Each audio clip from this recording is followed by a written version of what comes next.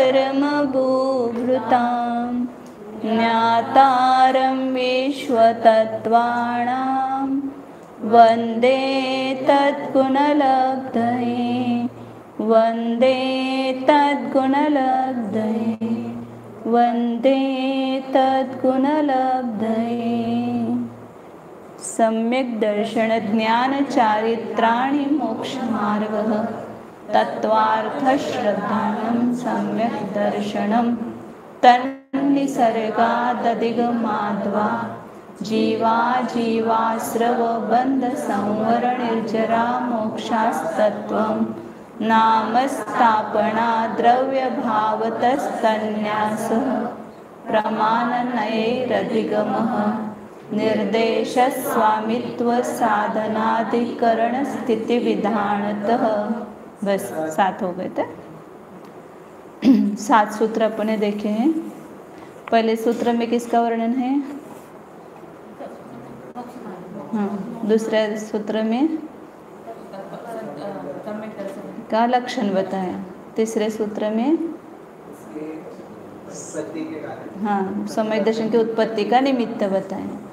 चौथे सूत्र में सम्यक दर्शन के विषयभूत जीवादि 7 तत्व बताए। 5वें सूत्र में क्या बताए? निक्षेप अवस्था, सम्यक दर्शनादिक और जीवादिकों के निक्षेप अवस्था बताई। एक शब्द के कितने अर्थ होते हैं। और 6ठे सूत्र में 6ठे 7वें 8वें सूत्र में सम्यक दर्शनादिक को और जीवादिक को जानने के उपाय बताए हैं। 6ठे सूत्र में संक्षेप से बताए। कितने उपाय बताए? 2। कौन से? नहीं।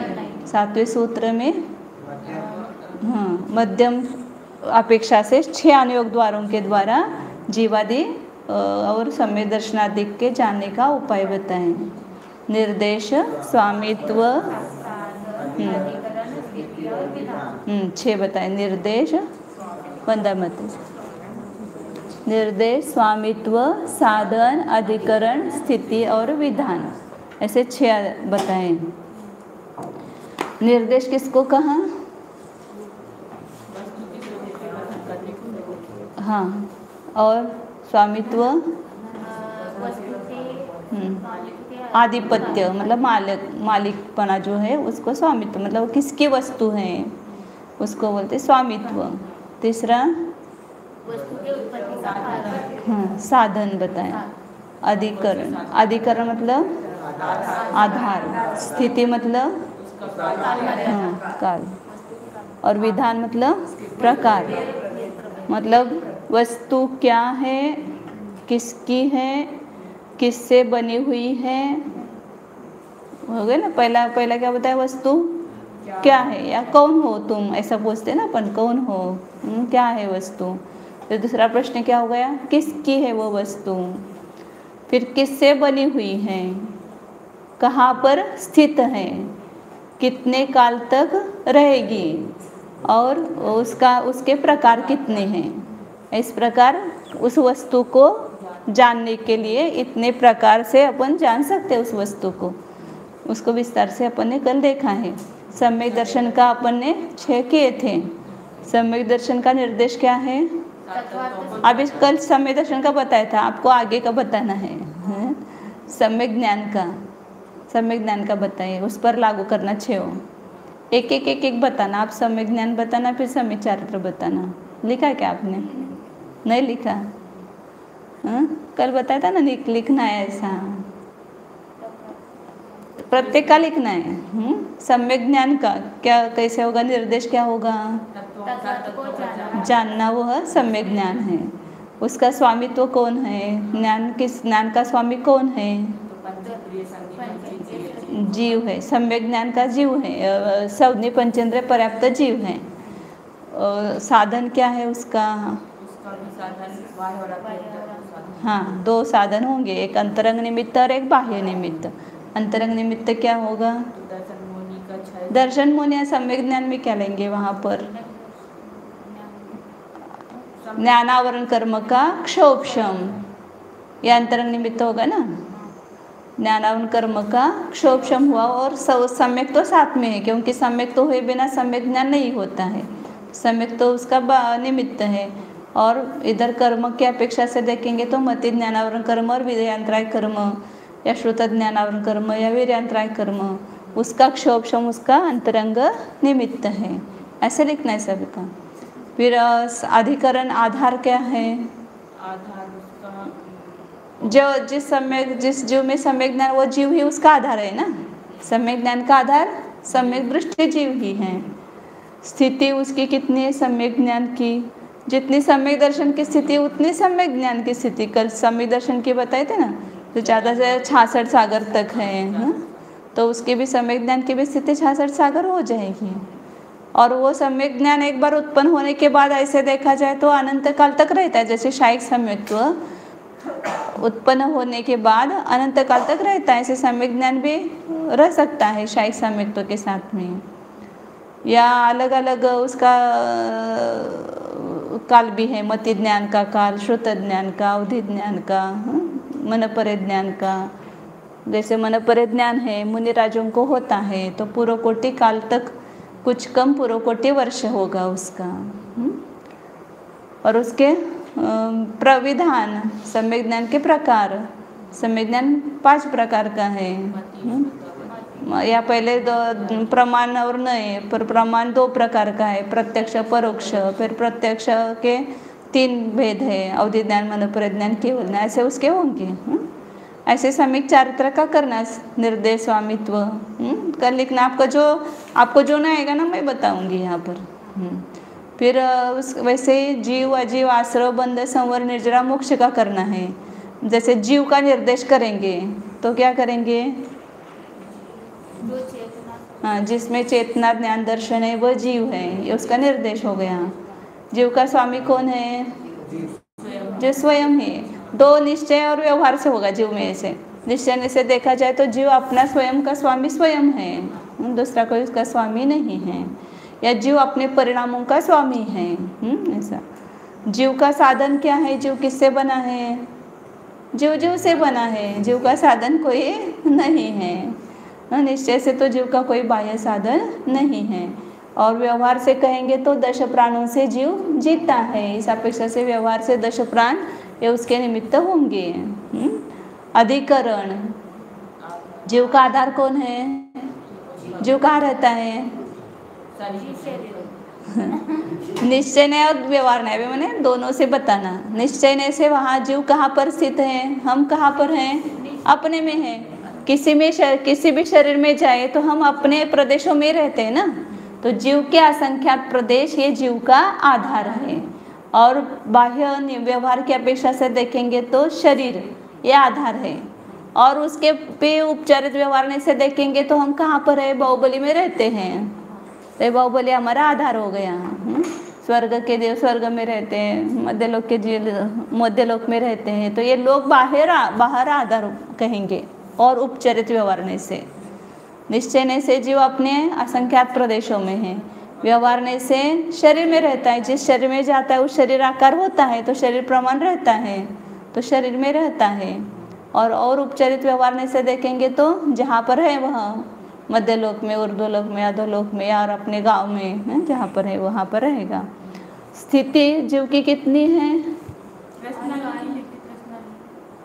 तृष्णा पूरे लोक में रहता है ना जीव, मतलब एक जीव का अपना अपना जहाँ क्षेत्र है वो वहाँ पर वो आधार होगा।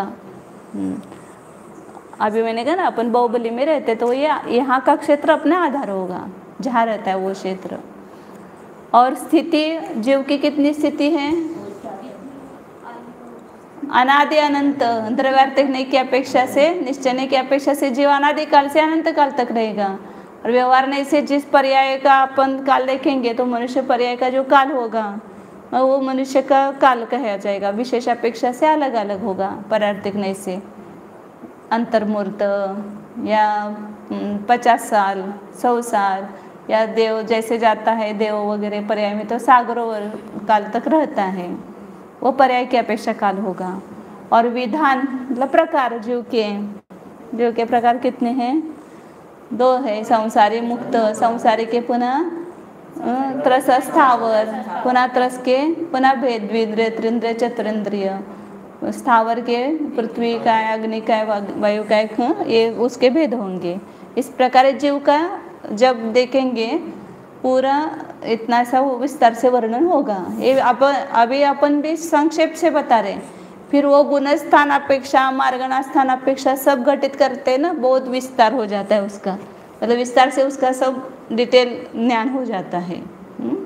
इसलिए अनुयोग द्वार बताए हैं। अब आगे अपन चलते हैं। ऐसे ही आजीव का करना आश्रव, बंध, संवर, निजरा, मोक्ष, ऐसे उसके 6 रूप से उसका ज्ञान करना है।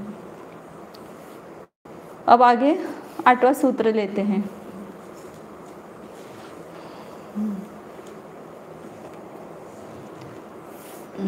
अब 8वें सूत्र में भी क्या बता रहे हैं, जीवादिक और समय दर्शनादिक को जानने के उपाय ही बता रहे हैं। 8 अनुयोग द्वार इसमें बताए हैं। सत संख्या क्षेत्र स्पर्शण कालांतर भावाल्प बहुत्वैश्च, सत संख्या क्षेत्र स्पर्शन कालांतर भावाल्प बहुत्वैश्च। सत संख्या क्षेत्र स्पर्शण कालांतर भावाल्प बहुत्वैश्च।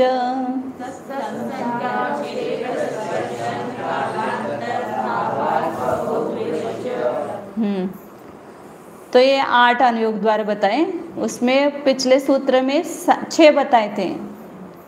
वो मध्यम प्रतिपत्ति बोलते हैं उसको, मध्यम मार्ग से उनका वर्णन किया था। अब यहाँ पर विस्तार उच्च शिष्य के लिए 8 अनुयोग द्वार बताए हैं कि जीवादिक को जानना है तो हम इस 8 अनुयोग के माध्यम से जान सकते हो। तो पहला अनुयोग द्वार बताया कि सत मतलब अस्तित्व है। कोई भी वस्तु पहले है कि नहीं है, ये पहला प्रश्न। तो वहाँ पर है, जीव है कि नहीं है जीव। अपन बोलते ना कहीं पर गए तो, यहाँ पर विद्यार्थी है कि नहीं है, हाँ नहीं है है, जो भी है वो बताएंगे। तो उसका अस्तित्व पहले बताना पड़ेगा। तो इसलिए सत मतलब अस्तित्व वस्तु का, उसको कहते हैं सत। दूसरा है संख्या, है तो कितने हैं। यहाँ पर विद्यार्थी है तो कितने विद्यार्थी हैं, ऐसा पूछते हैं ना। तो सत का अर्थ क्या किया, अस्तित्व।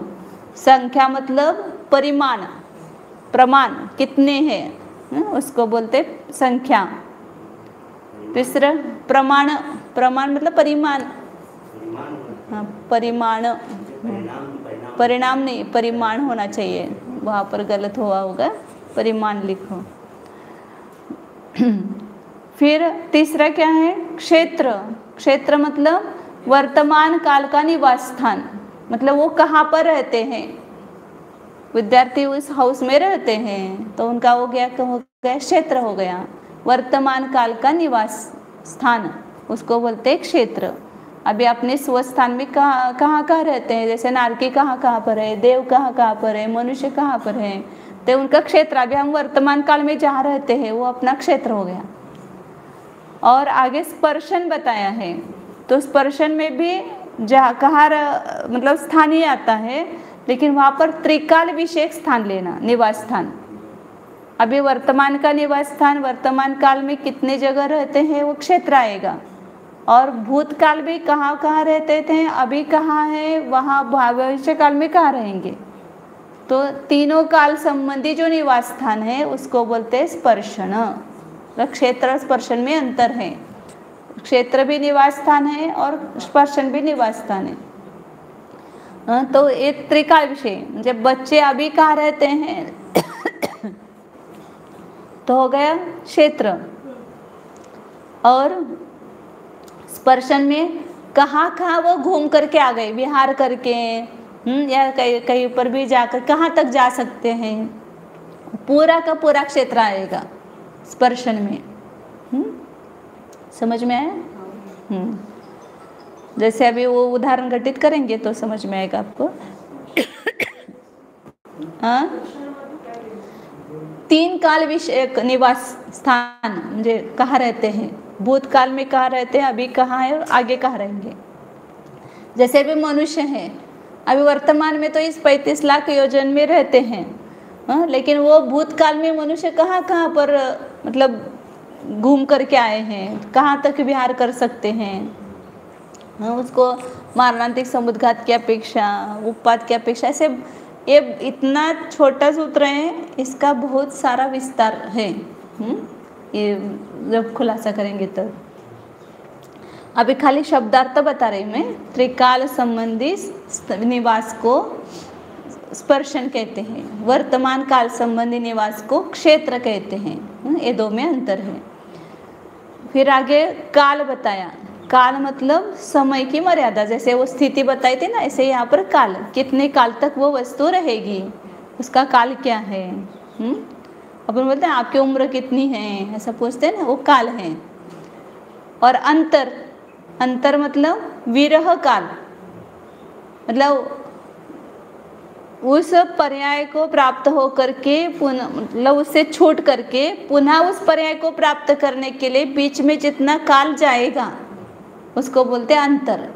जैसे अब आप कहीं पर गए हैं तो वापस यहाँ आएंगे, तब तक यहाँ का अंतर हो गया ना आपको। मैं 5 दिन यहाँ नहीं थी तो 5 दिन आपका विरह था यहाँ पर। हम 4 दिन गाँव गए तो यहाँ पर 5 दिन का, 4 दिन का क्या हो गया, अंतर हो गया। जैसे अभी बच्चे छुट्टी पर जाएंगे, वापस जब आएंगे तो बीच का क्या हो गया, यहाँ बाहुबली रहने का उनका अंतर हो गया, 2 महीने का अंतर हो गया। तो इसी प्रकार किसी भी पर्याय से छूट करके वापस उस पर्याय को प्राप्त करने के लिए बीच में जितना काल लगता है उसको क्या कहते हैं, अंतर कहते हैं। और फिर भाव, भाव मतलब 5 भाव में से कौन सा भाव है, औपशमिक आदि भाव में से कौन सा भाव है, वो वह भाव में आएगा। और अल्प बहुत्व, अल्प बहुत्व मतलब परस्पर हीनाधिकता का ज्ञान करना। परस्पर हीन मतलब कम या ज़्यादा, कौन कम है कौन ज़्यादा है। जैसे अभी यहाँ 5वीं से 10वीं तक बच्चे रहते हैं तो 5वीं में के बच्चे 40 हैं, 6ठी के 50 हैं, तो अपन क्या बोले 5वीं से 6ठी के बच्चे 10 अधिक हैं, 6ठी से 7वीं में अधिक हैं, 7वीं से 8वीं में अधिक हैं, 8वीं से 9वीं में अधिक हैं। तो इस प्रकार ये अल्प बहुत्व बोलते हैं। कम कौन से इसके कम है, कौन से ज़्यादा है।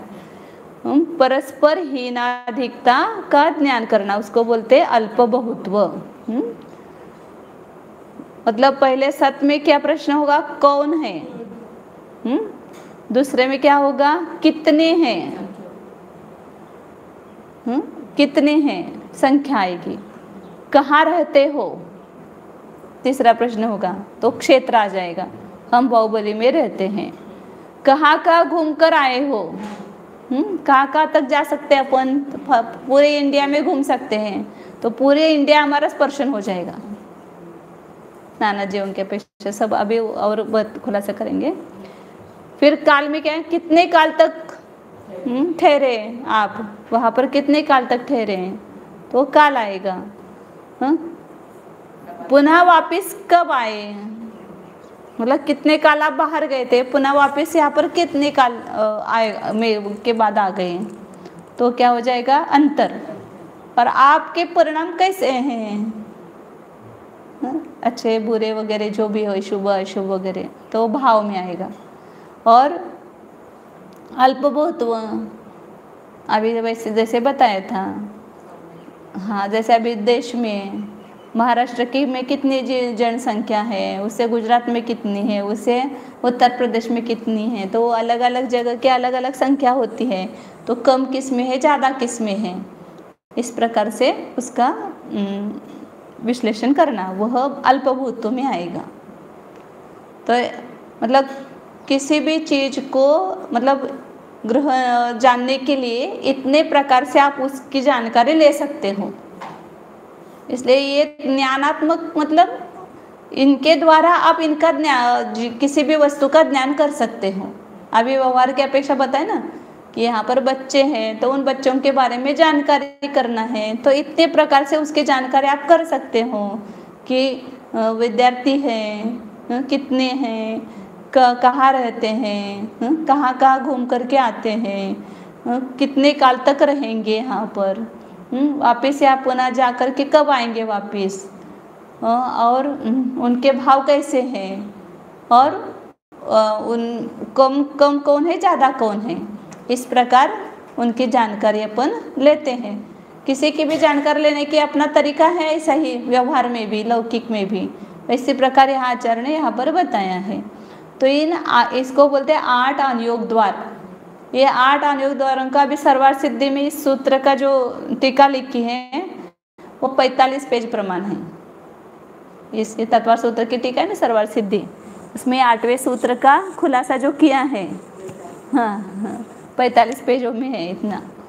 और एक सूत्र के द्वारा पूरा षटखंडागम का जो पहला खंड है जीवस्थान, उसकी 6 पुस्तकें हैं पहले खंड की, अपने पुस्तकाकार रूप से जो की है ना, उसकी 6 पुस्तकें हैं। पूरे 6 पुस्तकों में इस सूत्र का वर्णन है। केवल पहले 2 पुस्तक में सत प्ररूपणा है, इसकी पहली प्ररूपणा।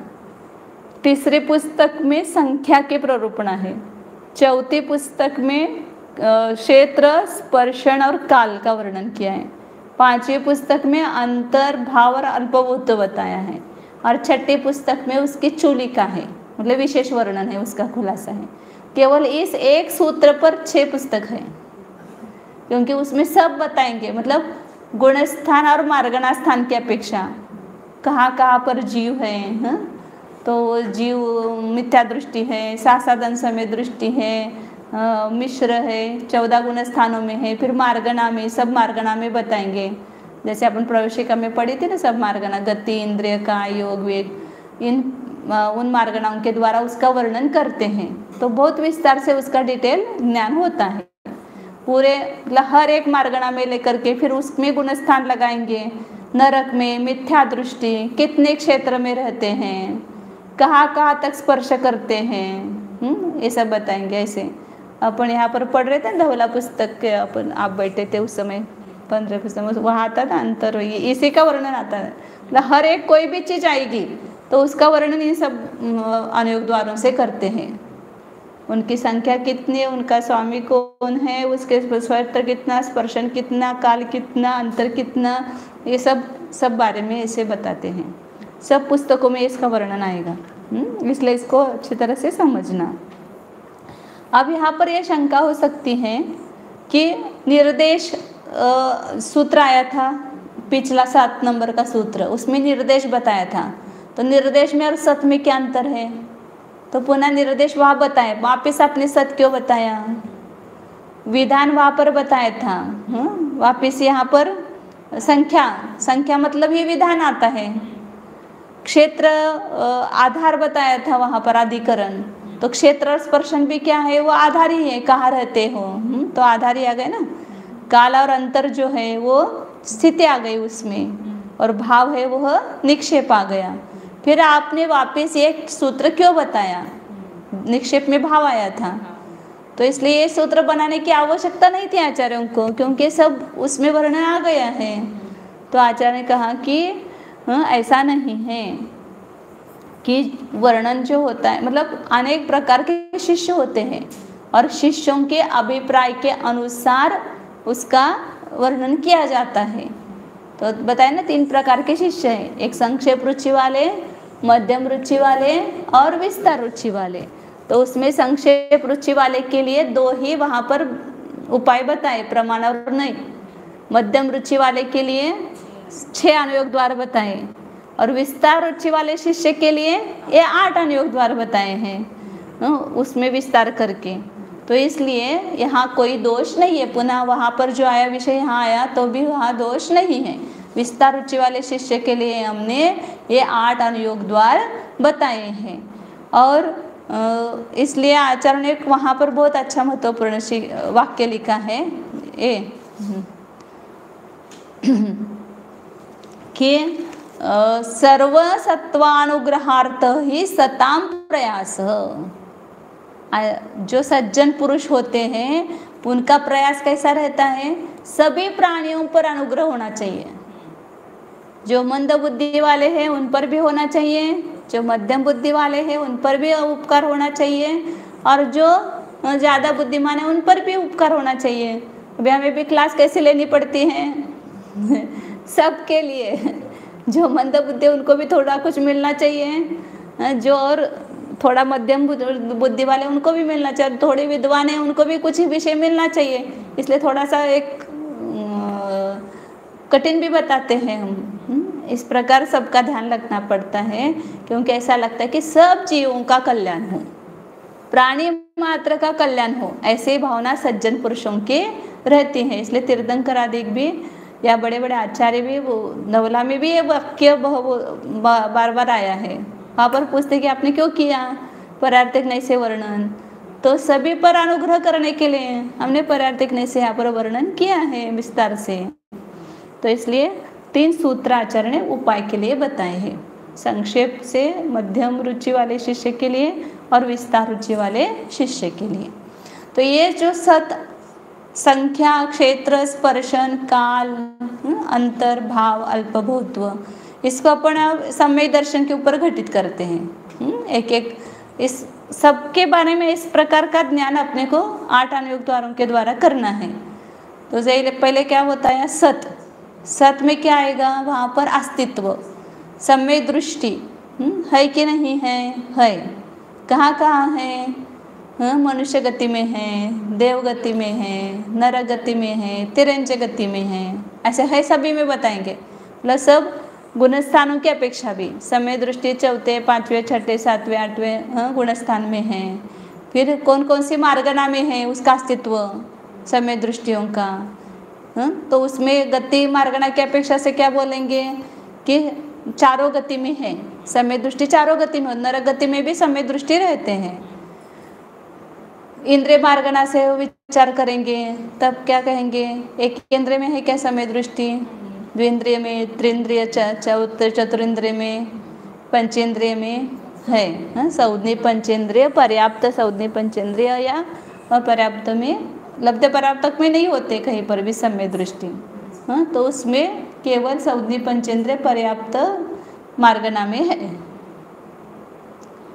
निवृत्त पर्याप्त की अपेक्षा से रहेंगे, मतलब यहाँ से अपन देव में जाएंगे, देव यहाँ पर आएंगे मनुष्य में, तो समय दर्शन लेकर के जा सकते हैं और लेकर के आ सकते हैं, या यहाँ से नरगति में भी जो शायिक सम्यक्त्व है वो लेकर जाता है, यहाँ से भोग भूमि वगैरह में शायिक सम्यक्त्व लेकर जाता है, तो उस अपेक्षा से अपर्याप्त अवस्था में चारों गति में शायिक सम्यक्त्व रहता है।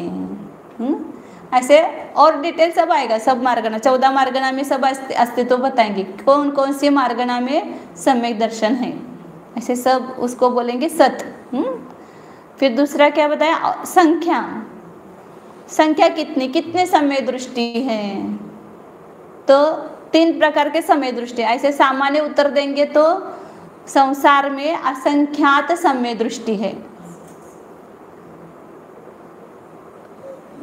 सिद्धालय की अपेक्षा सिद्ध भी समय दृष्टि है ना, तो अनंत हो जाएंगे, लेकिन संसार अवस्था में कितने समय दृष्टि जीव है, तो तिरंज गति में असंख्यात समय दृष्टि है, नरक में भी असंख्यात समय दृष्टि है, देव में भी असंख्यात समय दृष्टि है, मनुष्य में खाली संख्यात होंगे, क्योंकि मनुष्यों की संख्या ही संख्यात है, मनुष्य असंख्यात नहीं पाए जाते, मतलब पर्याप्त मनुष्य, अपर्याप्त समूर्चन मनुष्य रहते वो असंख्यात है, लेकिन पर्याप्त मनुष्य जो होंगे वो कितने होंगे, संख्या थी, तो उसकी संख्या बताए 700 करोड़, ज़्यादा से ज़्यादा समय दृष्टि मनुष्य अड्याय द्वीप में कितने होंगे, चतुर्थ गुणस्थानवर्ती बताए, ऐसे मुनियों की संख्या अलग है, चौथे गुणस्थानवर्ती समय दृष्टि 700 करोड़ होंगे, 5वें गुणस्थानवर्ती समय दृष्टि जो है 13 करोड़ होंगे, और 5वें 6ठे और 7वें गुणस्थानवर्ती मुनिराज है वो 5 करोड़ वगैरह उसकी संख्या है।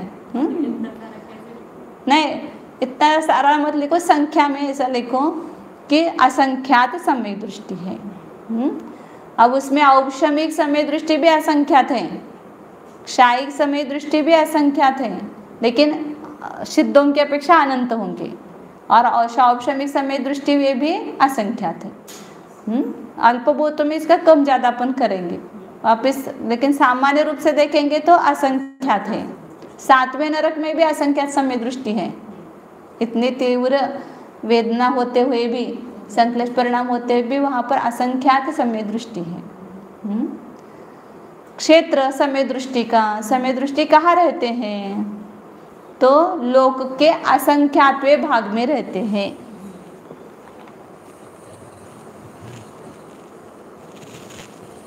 सरल है इसलिए मैंने नहीं लिखा इस पर। सत मतलब है, संख्या, संख्या कितनी बताई? असंख्यात समय दृष्टि है। क्षेत्र कितना बताया?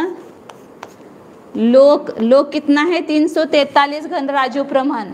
लेकिन उस लोक के कितने भाग में रहते हैं? तो असंख्यातवें भाग में रहते हैं। मतलब यह जो त्रसनाड़ी है, उस त्रसनाड़ी में भी समय दृष्टि कहाँ कहाँ रहेंगे?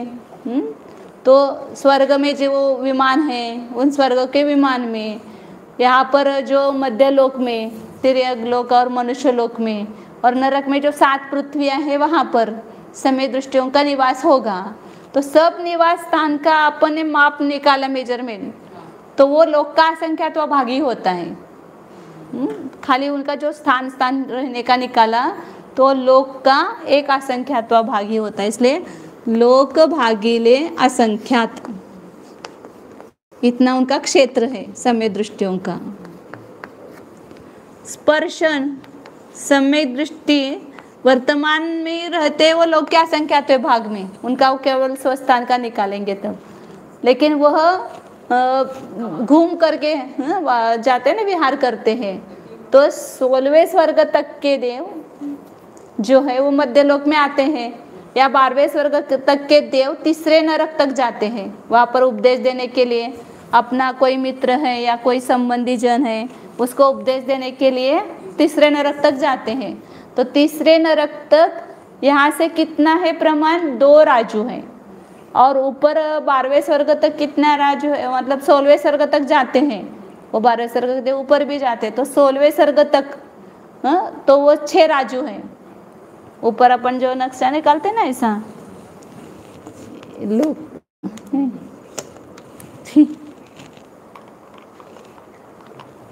लोकाकाश का नक्शा निकालते हैं ये,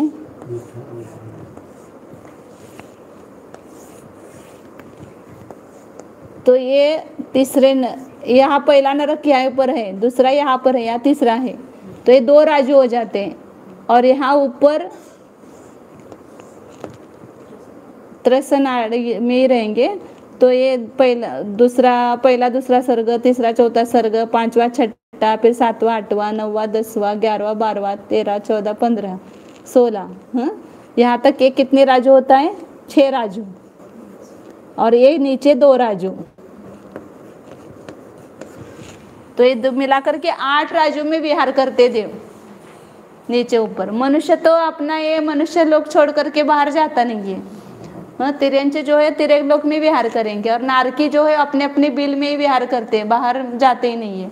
लेकिन देव खाली जो है उनका विहार की अपेक्षा से ज्यादा स्पर्शन बनता है। तो यहाँ पर क्षेत्र और स्पर्शन में एक जीव की अपेक्षा से नहीं बताया जाता है, नाना सब जीवों की अपेक्षा से वहां पर बताया जाता है। सब समय दृष्टि मिलकर के कितनी जगह को स्पर्श कर सकते हैं, भूतकाल में कितना काल गया, अनंत काल में, तो समय दृष्टि कहाँ कहाँ घूम करके आए हैं। तो इस 8 राज्यों के बाहर विहार नहीं करते हैं, तो इसलिए विहार की अपेक्षा से उनका क्षेत्र बताया जाता है। 14 राजू त्रसनाड़ी के 14 राजू में से 8 राजू प्रमाण, उसको बोलते हैं 8/14 राजू। घूम करके घूम सकते हैं। 8 राजू उनका क्षेत्र। 8 घन राजू, ऐसा बोलो, 8 घन राजू, मतलब 1 राजू बाय 1 राजू बाय 1 राजू, ऐसे 8 घन राजू, ये यहाँ से लेकर यहाँ तक उतने भाग में उनका पूरा स्पर्शन हुआ है। कहीं ना कहीं कोई देव आते जाते हुए उसको स्पर्श किया हुआ है। एक जीव की अपेक्षा एक जीव इतना घूमता, ऐसा नहीं लेना। उस सम्यक दर्शन पर्याय सहित कोई भी जीव कितने क्षेत्रों को स्पर्श कर सकता है? तो 8 राज्यों को विहार की अपेक्षा से स्पर्श कर सकता है। और हाँ, 8 राज्यों तक कर सकते होंगे। बाकी सामान्य मतलब समय दृष्टि अपने को देखना है, किसी भी गति का हो समय दृष्टि लेना है, तो उनका स्पर्शन, समय दृष्टि का स्पर्शन, तो 8 घन राजू है। और वो मर करके भी जाएंगे तो वहाँ पर ज़्यादा आ जाएगा, क्योंकि जो नरक में सम्यक दर्शन, छठे नरक तक के सम्यक दृष्टि मरण करके यहाँ मनुष्य लोक में पैदा होंगे। लेकिन मनुष्य लोक तो छोटा ही है, 45 राजू। जब स्पर्शन कब लेते कि पूरा घन राजू को स्पर्श होना चाहिए, तो यहाँ मनुष्य लोक में आना है या मनुष्य लोक से नीचे जाना या ऊपर जाना है, तो पूरे घन राजू को स्पर्श नहीं होता है, क्योंकि मनुष्य लोक केवल बीच में 45 लाख योजन प्रमाण ही है, और राजू बहुत बड़ा है, असंख्यात योजनों का राजू होता है। तो ये पूरा एक राजू है, लेकिन ये 2.5 द्वीप का क्षेत्र कितना है, बीच में ही केवल 45 लाख योजन प्रमाण है, और राजू इतना बहुत बड़ा क्षेत्र है ऐसा। तो सब जगह स्पर्शन नहीं होता है, इसलिए तिर्यंच से स्वर्ग में जाने की अपेक्षा, या स्वर्ग से तिर्यंच में आने की अपेक्षा, या नरक से तिर्यंच में जाने की अपेक्षा, और तिर्यंच से नरक में जाने की अपेक्षा से ही वो पूरा स्पर्शन होता है। ये सब सर्वासिद्ध आप पढ़ेंगे तो बहुत डिटेल वहाँ सब दिया हुआ है। तो 8 घन राजू ये स्पर्शन केवल वो बन सकता है, बाकी नहीं बन सकता है। क्योंकि समय दृष्टि तिर्यंच देव में पैदा होंगे तो वो भी 16वें स्वर्ग तक पैदा होते, तो 6 राजू ही आ जाएगा ऊपर। और नारकी जो है मनुष्य लोक में उत्पन्न होंगे तो केवल 45 लाख योजन का ही 6 राजू तक आ जाएंगे, तो वो ग्रहण नहीं किया जाता है। और स्वर्ग के देव भी मनुष्य में आएंगे, आए तो वो 6 राजू ही गमन करेंगे। तो इस प्रकार ये 6 राजू, 8 राजू बनता है, 8 घन राजू स्पर्शन। और काल, उसका स्थिति, समय दर्शन की स्थिति बताई थी, वही काल में आएगी। औपचारिक समय दर्शन का स्थिति कितनी बताई थी, अंतर्मूर्त, जगन्य से भी और उत्कृष्ट से भी अंतर्मूर्त बताई थी, वो पूछना रह गया था आपको। और शाही समय दर्शन की कितनी बताई थी स्थिति, उत्कृष्ट कितना है 33 सागर। शाही समय तो की 2 पूर्व 8 वर्ष कम, 2 पूर्व कोटि से अधिक 33 सागर, एक शाही समय तो की उत्कृष्ट स्थिति बताई थी, उत्कृष्ट उनका काल बताया था। और शावशमिक समय तो का कितना बताया था, जगन, अंतर्मूर्त और उत्कृष्ट 66 सागर, 66 सागर बताया था। याद करना इस समय दर्शन का निर्देश आदि, उसमें ये काल और स्थिति एक ही है। अंतर, सम्यक दर्शन का अंतर मतलब एक बार सम्यक दर्शन हुआ और वो छूट गया, तो पुनः सम्यक दर्शन होने के लिए बीच में कितना काल जाएगा, उसको बोलते हैं अंतर। सम्यक दृष्टि मिथ्यात्व में आ गया तो अंतर चालू हो गया, यहाँ से यहाँ मिथ्यात्व में आ गया, फिर वो कितने काल तक मिथ्यात्व में रह करके वापस सम्यक दर्शन को प्राप्त होगा, क्योंकि एक बार सम्यक दर्शन छोड़ के वापस हो सकता है ना, तो ये बीच का जो काल गया उसको बोलेंगे अंतर। तो सम्यक दृष्टि, सम्यक दर्शन च्युत होने के बाद मिथ्यात्व से तुरंत अंतर्मूर्त में भी सम्यक दर्शन कर सकता है। कोई जीव एक संक्लेश परिणाम हुए, मिथ्यात्व का उदय आया, अंतर्मूर्त वो मिथ्यात्व गुण स्थान में आया और तुरंत उसको परिणामों की विशुद्धि हुई, अपनी गलती महसूस हुई और वो पुरुषार्थ करता है, तो पुनः सम्यक तो अंतर्मूर्त में प्राप्त कर सकता है, वेदक सम्यक्त्व। तो अंतर्मूर्त क्या हो गया उसका, अंतरकाल, जगन्य अंतरकाल उसको बोलते हैं जगन्य। किसका होगा, एक शावशमिक सम्यक्त्व का होगा। स्पर्शन तक हुआ था, काल बताए कितना, जो स्थिति में बताए वही काल मैंने नहीं लिखा। अंतर, ये सामान्य सम्यक्त्व का अंतर मैंने अंतर्मूर्त बताया। क्षायिक सम्यक्त्व का तो अंतर ही नहीं होता है, क्योंकि क्षायिक सम्यक्त्व से च्युत होता ही नहीं है। एक बार क्षायिक सम्यक्त्व होने के बाद वो मोक्ष जाने तक कायम रहता है, इसलिए क्षायिक सम्यक्त्व का अंतर नहीं होता है। वेद औपशमिक सम्यक्त्व और शावशमिक सम्यक्त्व का अंतर होगा। तो औपशमिक सम्यक्त्व एक बार छूट गया और वापस औपशमिक सम्यक्त्व होने के लिए बीच में कितना काल जाएगा, तो कम से कम पल्योपम का असंख्यात्व भाग, पल्योपम मतलब असंख्यात वर्ष होते हैं। पुनः औपशमिक सम्यक्त होने के लिए बीच में कितना काल जाएगा? पल्योपम का असंख्यातवा भाग। पल्य लिखते हो संक्षेप में, भागिले असंख्य। एक किसका बताया अंतर? औपशमिक सम्यक्तों का। और ज़्यादा से ज़्यादा कितना अंतर होगा? कि नहीं आ सकता है वापस, कितने काल तक ज़्यादा? उत्कृष्ट अंतर बोलते हैं उसको। कितना हो सकता है? क्या कल्पना करते हो आप? कितना हो सकता है उत्कृष्ट अंतर? एक बार सम्यक दर्शन होने के बाद कितने काल में मोक्ष जाता है? ज़्यादा से ज़्यादा अर्ध पुद्गल परिवर्तन काल बोलते हैं उसको। कि कोई भी सम्यक तो, किसी भी जीव को सम्यक तो हुआ तो संसार में वह ज़्यादा से ज़्यादा कितना रह सकता है? अर्ध पुद्गल, एक पुद्गल परिवर्तन का जो काल है अनंत काल। एक पुद्गल परिवर्तन कहते हैं, पता है ना? पुद्गल परिवर्तन मालूम है कि नहीं? 5 परिवर्तन होते हैं। एक, हाँ, द्रव्य, क्षेत्र, काल, भव और भाव। तो उसमें द्रव्य परिवर्तन में पुद्गल परिवर्तन आता है, कर्म पुद्गल परिवर्तन और नो कर्म पुद्गल परिवर्तन। ऐसा शरीर अपन ने धारण किया है अभी, अब ये शरीर नष्ट हो गया, या कोई एक पेड़ है समझो, वो पेड़ है, अब वो एक इंद्रिय जीव है, उसका वो शरीर है, वो जल गया, उसकी राख हो गई, हवा में सब जगह उड़ गई। अब वो ही परमाणु वापस उसी पेड़ रूप से, वैसे ही जैसा उसका पहले स्वरूप था उस रूप से ही, उतने ही परमाणु उस पेड़ रूप से परिणमित होंगे, तब वो एक पुद्गल परिवर्तन होगा। लेकिन ये होने के लिए अनंत काल बीच में जाएगा। ऐसा होना मुश्किल है कि बहुत बार पहले बीच में क्या होगा, दूसरे वही परमाणु सब जल गए और हवा में उड़ गए, वही वापस कैसे आएंगे? जैसे वो दुर्लभ बोलते हैं ना कि वो लकड़ी, 2 लकड़ियां हैं, उसको समुद्र में डालने के बाद वो एकत्र आने में, जिसको आना बहुत दुर्लभ होता है, ऐसे वापस वही होना, उसके लिए अनंत काल जाता है। तो एक पुद्गल परिवर्तन है, उसका जो आधा काल उसको बोलते हैं अर्ध पुद्गल परिवर्तन, वो भी अनंत काल है।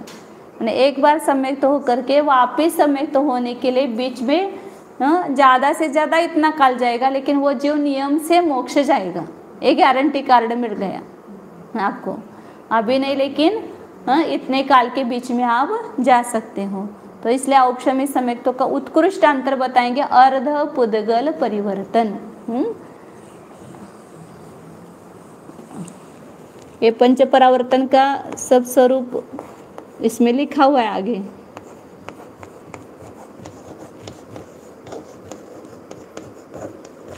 औपशमिक सम्यक्त्व का भी ये उत्कृष्ट अंतर होगा, और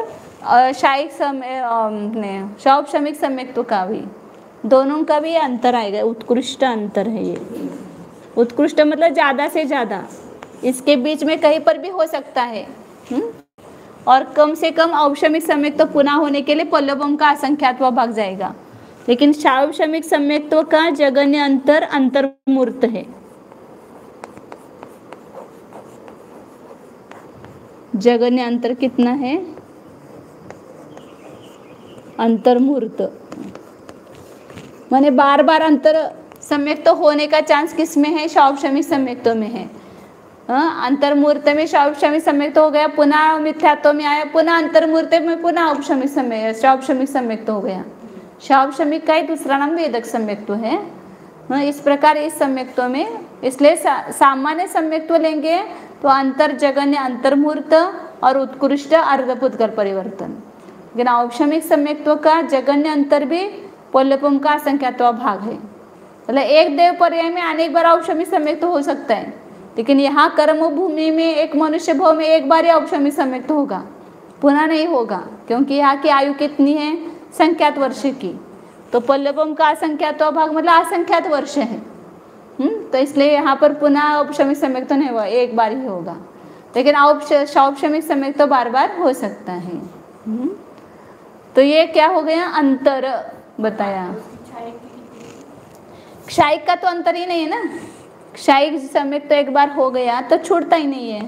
अंतर कब आएगा? वो छूट करके पुनः प्राप्त हो तो अंतर कहाँ हो जाएगा। क्षायिक सम्यक्तों का अंतर नहीं है। और भाव की अपेक्षा से देखेंगे तो सम्यक्त्व के कितने भाव हैं? 3 प्रकार के भाव हैं। औपशमिक सम्यक्त्व, क्षाउपशमिक सम्यक्त्व और क्षायिक सम्यक्त्व। तो 3 प्रकार का भाव हो गया, औपशमिक, क्षायिक और क्षाउपशमिक, ऐसे भाव। और लास्ट में है अल्प बहुत्व।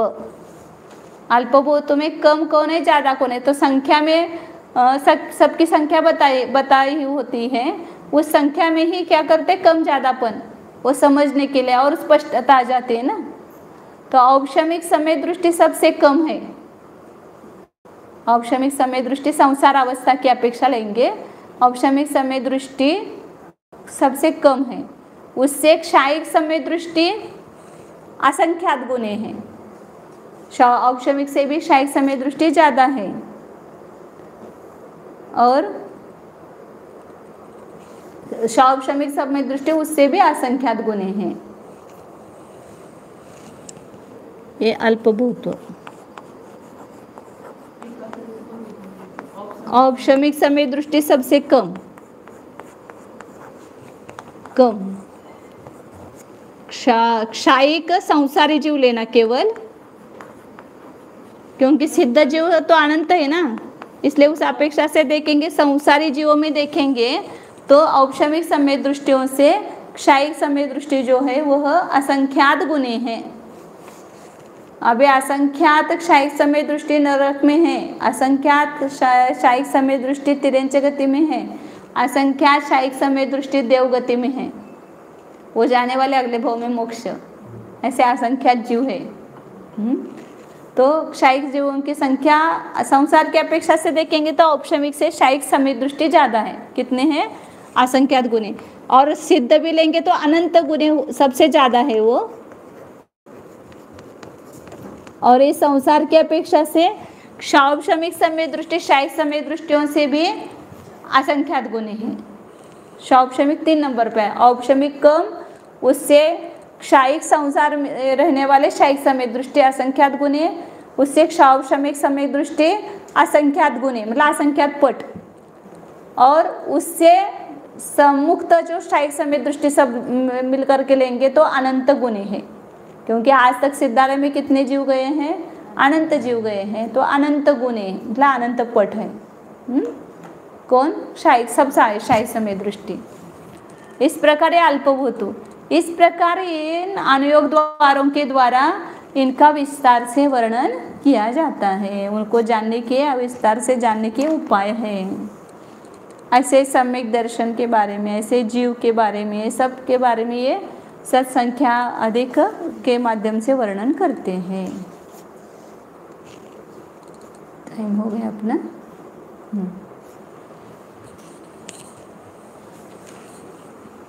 एक सम्यक दर्शन का अपन ने उदाहरण देखा है। तो निर्देश आदिक ये 6 अनुयोग द्वार और ये सत्संख्यादिक 8 अनुयोग द्वार हैं। अब इसके बाद यहाँ तक मतलब 4 सूत्रों में वहाँ सम्यक दर्शन का वर्णन समाप्त हुआ था। फिर 5वें सूत्र में निक्षेप व्यवस्था बताई, ये सामान्य सभी के लिए उपयोगी है। और 6, 7 और 8 इन 3 सूत्रों में जानने के उपाय बताए, प्रमाण और ये फिर 6 अनुयोग द्वार और 8 अनुयोग द्वार। अब इसके बाद सम्यक ज्ञान का वर्णन आता है कि सम्यक ज्ञान का स्वरूप क्या है, उसके भेद कितने हैं, उसका लक्षण वगैरह सब बताएंगे। पूरे इस अध्याय में अब सम्यक ज्ञान का ही वर्णन होगा। ये सब न्याय में अपने को आया हुआ है संक्षेप से, उसका ही यहाँ पर वर्णन विस्तार से करेंगे। 8 सूत्र अपने हुए हैं और मैंने पहले बताया था 8 सूत्र का थोड़ा सा विस्तार से वर्णन होगा। फिर आगे अपना होगा जैसे मतलब पूरा सूत्र का जो अभाव है वो पूरा अपन बताएंगे। 8 सूत्र और मंगलाचरण, इस पर 10 तारीख को ऑनलाइन परीक्षा होगी। उसमें मोबाइल पर ही आपको छोड़ना है उसको, और उसका सब क्या बोलते हैं, अपने आप ही वो उस आपके पेपर वो ऑनलाइन ही वो किया जाता है, उसको चेक हो जाता है और आपको नंबर मिलते हैं और आपको सर्टिफिकेट भी मिलता है। ऐसे सब व्यवस्था ऑनलाइन में होती है। तो 10 तारीख को आप वहाँ पर ऑनलाइन में रहना, तो वहाँ आपको मोबाइल पर पेपर आएगा और मोबाइल पर ही सॉल्व करना है और उसका तुरंत जवाब भी आपको मिल जाएगा। हाँ हाँ, वो तो ऑनलाइन दे, फिर मैं अलग से आपकी परीक्षा लूँगी। ऑनलाइन में क्या है, केवल ऑब्जेक्टिव होंगे, 25 प्रश्न होंगे उसमें और खाली आपको टिक करना है। उसमें ऑप्शनल दे रहते हैं 3-4, उसको केवल टिक करना है। तो जिनको सब उत्तर बराबर आएंगे तो उनको सब नंबर मिल जाएंगे। 25 प्रश्न होंगे तो 50, 2-2 नंबर का 1-1 होगा, तो 50 नंबर का पेपर होगा। तो उसको जितने लोग देना चाहते हैं वो सब दे सकते हैं और उनको वहाँ पर सब मिलेगा। हाँ, वो भी लेना है आपको और आपको अलग से प्रश्न पत्रिका मैं लूँगी और बाहर भी किसी को देना है तो मैं मोबाइल पर उनको भी भेज दूँगी परीक्षा। वो परीक्षा बाद में होगी, 10 तारीख को या ऑनलाइन परीक्षा होगी, फिर उसके बाद में 2-3 दिन छोड़ करके मैं ले लूँगी।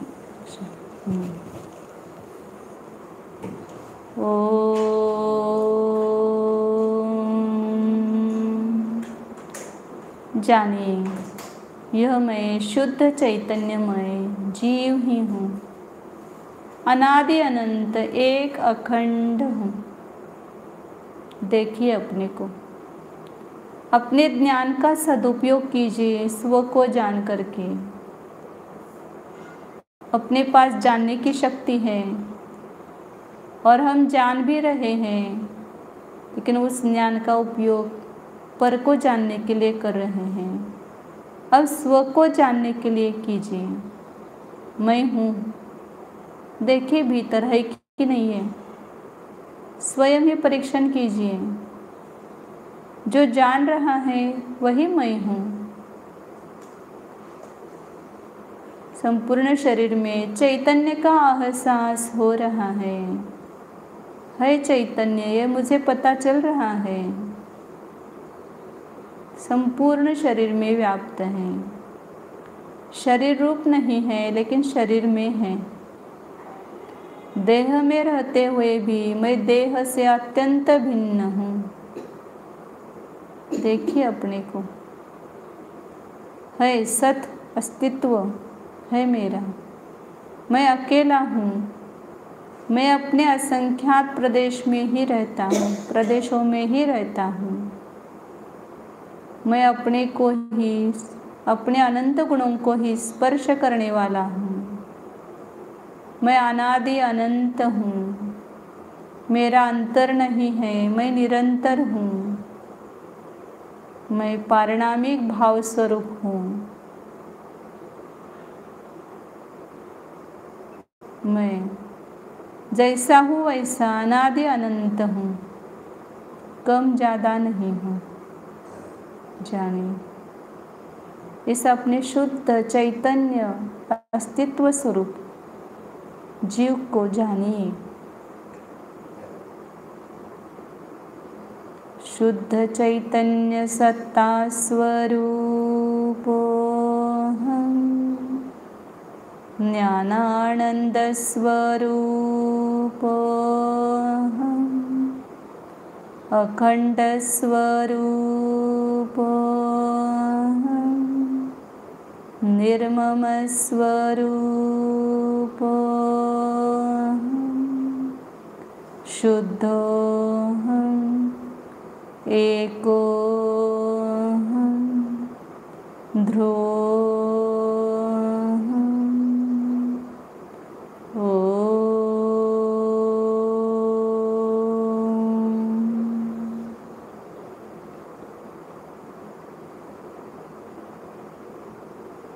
विसर्जन। नमो अरिहन्ताणं, नमो सिद्धाणं, नमो आयर्याणं, नमो अज्जायाणं, नमो लोये सवसाहुं, नमो अरिहन्ताणं। नमो सिद्धाणं नमो आयर्याणं नमो वज्रायाणं नमो लोये सवसा नमो रिहन्ताणं नमो सिद्धाणं नमो आयर्याणं नमो वज्रायाणं नमो लोये सवसा। बोल समाधि